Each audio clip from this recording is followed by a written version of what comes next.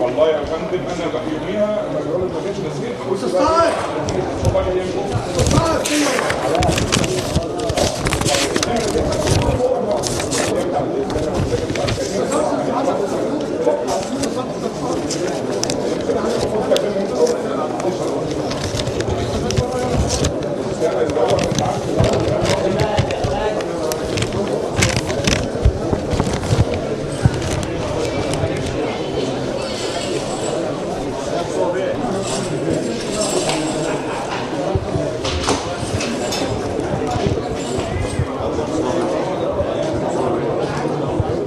عرفني المية على طول.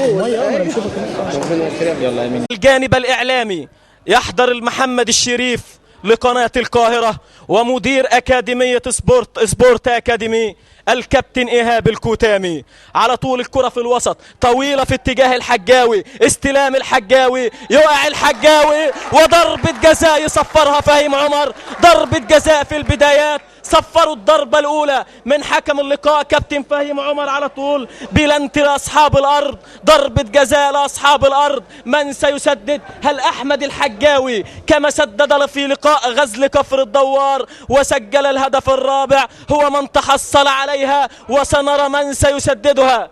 أحمد الحجاوي على التنفيذ كالعادة. ضربة جزاء مواجهة فردية بين محمد مدحت وأحمد الحجاوي. كابتن أحمد الحجاوي هداف الفريق، هل هيضيف هدفه السابع النهاردة أم هتن لحد 6؟ الحجاوي ومحمد مدحت كورة على طول 1 على 1. مدحت والحجاوي في فرصة قد تكون هي الأقرب بالنسبة لفريق دمنهور في البدايات.